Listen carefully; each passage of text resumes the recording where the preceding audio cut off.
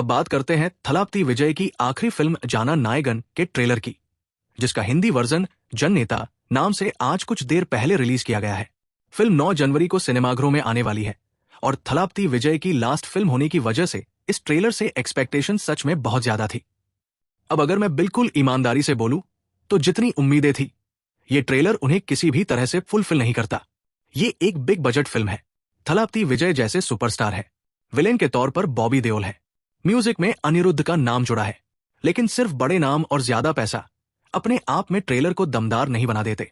Trailer में बड़े बड़े सेट्स दिखते हैं, ब्लास्ट्स है, स्लोमो शॉट्स है, हर फ्रेम में पैसा नजर आता है, लेकिन इसके बावजूद विजुअली कोई ऐसा मोमेंट नहीं आता जहां लगे कि ये कुछ अलग है या ये याद रह जाएगा।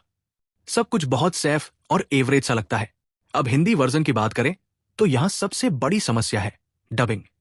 थलापति विजय जैसे स्टार के लिए जिस तरह की भारी, पावरफुल और कमांडिंग आवाज चाहिए, वो यहां बिल्कुल गायब है। डायलॉग ऐसे लगते हैं जैसे किसी रैंडम साइड कैरेक्टर की डबिंग चल रही हो। बॉबी देओल की हिंदी डबिंग भी उतनी असरदार नहीं है, जिससे हीरो विलेन का फेस बिल्कुल फ्लैट पड़ जाता है। ट्रेलर की शुरुआत ऐसी होती है कि लगता है अब एक सॉलिड बिल्डअप आएगा, लेकिन एक्शन से पहले जो एंटिसिपेशन चाहिए, जो टेंशन चाहिए, वो बन ही नहीं पाता। बस लगातार धमाके, स्लोमो और मारधाड़ दिखती रहती है।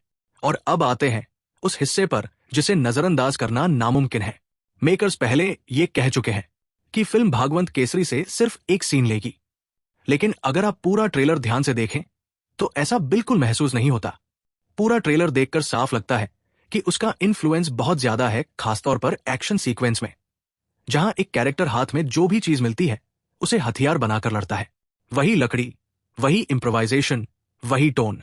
यहां तक कि थलापति विजय को भी उसी तरह के प्रॉप्स के साथ एक्शन करते दिखाया गया है। यह कहना गलत नहीं होगा कि यहां कोई सीन अलग से स्टैंड आउट नहीं करता।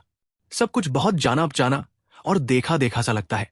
अब अनिरुद्ध के म्यूजिक की बात करें, उनसे जितनी उम्मीद रहती है उस लेवल का बीजीएम यहां सुनने को नहीं मिलता। म्यूजिक चलता रहता है, लेकिन उसमें वो पंच नहीं है, वो गूज बम्स देने वाला फील नहीं है। ऐसा साफ लगता है कि म्यूजिक को प्री प्रोडक्शन से डिजाइन करने का मौका नहीं मिला और बस रैंडम ट्रैक्स डाल दिए गए हैं। एक और बड़ी निराशा है डायलॉग्स। थलापति विजय के फैंस एक पावरफुल, याद रहने वाला डायलॉग सुनने के लिए थिएटर जाते हैं, लेकिन पूरे ट्रेलर में एक भी ऐसा डायलॉग नहीं है जो तालियां बजवाए। बॉबी देओल को भी सिर्फ उनके लुक और ऑरा तक सीमित रखा गया है। एनिमल के बाद वो लगातार विलेन बन रहे हैं, लेकिन हर फिल्म में उन्हें ठीक से इस्तेमाल नहीं किया जा रहा। ये ट्रेलर भी उसी ट्रेंड को फॉलो करता दिखता है। पूजा हेगड़े को ट्रेलर में लगभग कोई स्पेस नहीं मिलता। पिता बेटी की केमिस्ट्री हो या इमोशनल एंगल, कुछ भी ट्रेलर लेवल पर ठीक से सेट नहीं हो पाता। ओवल कहूं तो ट्रेलर बहुत ज्यादा खराब नहीं है, लेकिन बहुत ज्यादा निराश करता है क्योंकि एक्सपेक्टेशन बहुत ऊंची थी। ये एक टिपिकल फॉर्मूला ड्रिवन धमाका प्रधान ट्रेलर लगता है, जिसमें नयापन और सरप्राइज एलिमेंट मिसिंग है। अब उम्मीद सिर्फ यही है कि फिल्म थिएटर में ट्रेलर से कहीं बेहतर निकले, लेकिन ट्रेलर के बेसिस पर कहूं तो मुझे ये खास इंप्रेस नहीं कर पाया।